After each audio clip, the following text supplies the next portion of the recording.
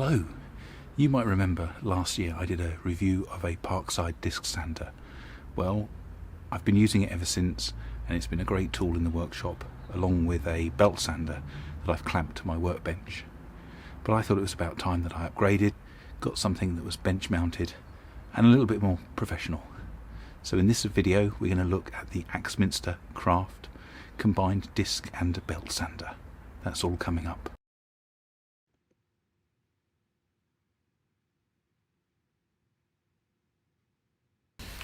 Hello, my name's Carl and this is the Strawbite Workshop. So to begin with, full disclosure, this isn't really going to be a review video. We're going to be seeing what's inside this box and whether it's any good. That's as far as it goes. I'm also not, this isn't an affiliated video. I'm not being sponsored to feature the Axminster product that you'll see in the video. I did some extensive research at the end of last year and noticed in Axminster's catalogue, which was available around November time, that they had a craft belt and disc sander coming out in the spring. I've waited until then, and at £180 or thereabouts, I think I've snagged a bit of a bargain, and I'm really looking forward to seeing what this thing can do. So this is something I definitely need for the workshop. I've got space for it behind the camera. Well, anyway, let's get this thing unboxed.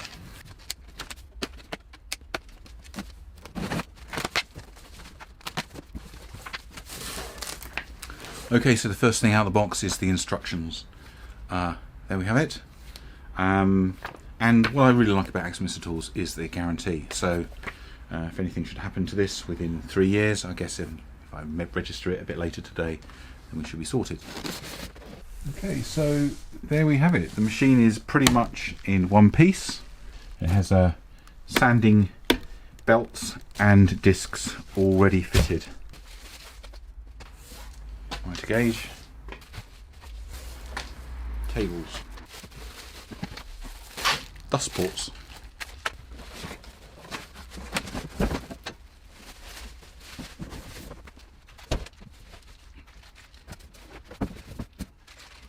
and of course the one thing you always find in the box are and in this case these are the bolts for the tables, I suspect. We'll find out.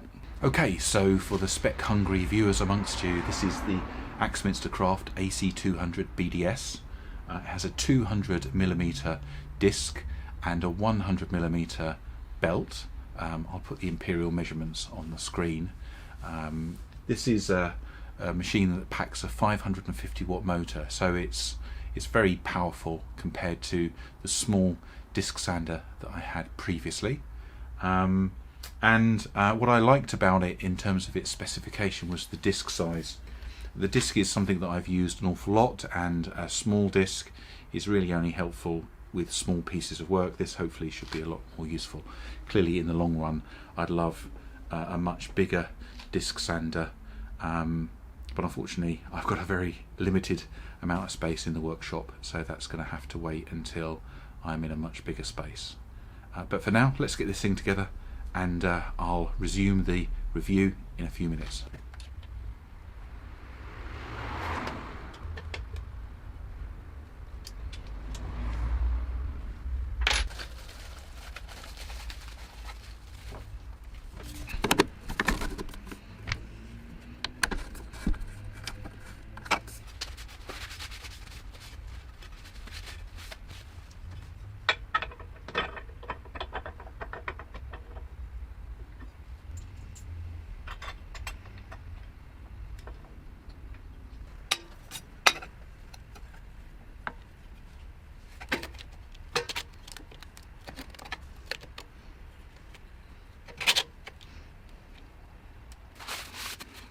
Okay, so I'll go over this with some alcohol to degrease this a little bit later, but for now that will do.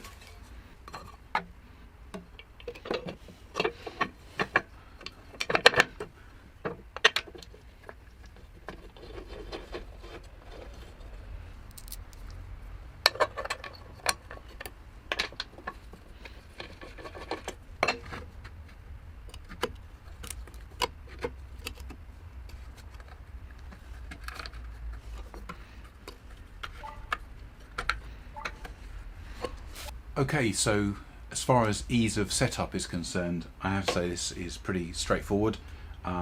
Came already assembled with just the tables missing, and a need to adjust the angle of the belt. Okay, so before anybody says anything, I know I've just knocked that table out of adjustment. I will set it back up in a sec. But now we're just going to power it on. I'll take a little bit of wood from my scrap bin, do a bit of wood torturing, and then that's it. You've got a complete view, and I'll wrap up at the end and let you know what I really think. Okay, so basic function on.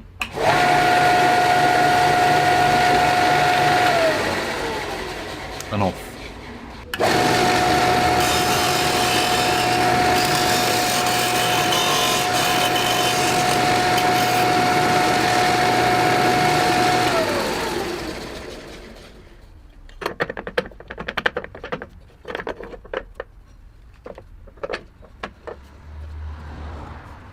So it does 90-degree cuts quite well. Let's see if we can put a bevel on this.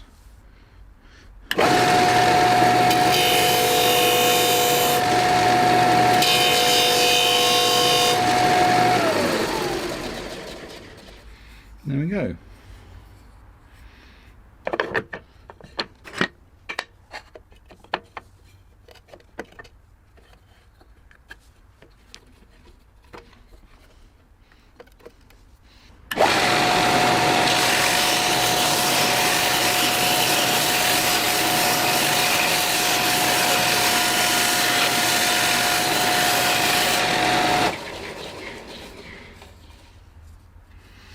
Okay, let's check. The one thing I would say about the belt is that the table is only secured on one side, and whilst that actually now is quite firm and it's clearly at right angles to the belt, you have to tighten this knob up quite hard in order for it to stay put if you've got a piece of work resting on it. Okay, so the one other thing that I've noticed is that the uniter gauge is not really the best quality at all. It's a simple plastic part with a knob on a piece of aluminium track, which has a little bit of play in the slot itself. Alright, I'm going to have to live with this for a little while until I can figure out what I'm doing.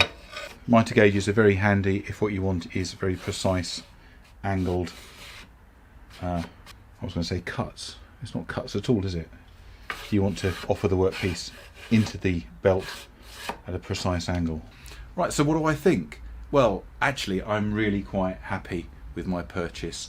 Deciding to get a bench top sander has been something that I've been putting on my list and taking off of my list for a little while now. I think at just under £180, this is a perfectly capable machine. It's not that big. It's really suitable for small workshops. I love the 200mm disc. The dust extraction is pretty good. Only as I was really pushing this quite hard was I getting any dust on the table of the disc. I need to get this bolted down to a bench and start to use it. So if you forgive me, I'm going to call it quits there, leave you to it. If you've liked the video, please give it a thumbs up. If you haven't, thumbs down seems to work quite nicely as well.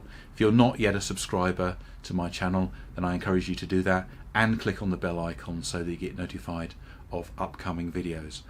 This will be going out sometime in the middle of April, and I've got lots planned. With Easter coming up, I'm planning to do a little bit more in the workshop to build up some videos for you guys. And anyway, for now, from a small, perfectly formed garage workshop somewhere in Northamptonshire, I want to say happy woodworking and cheerio.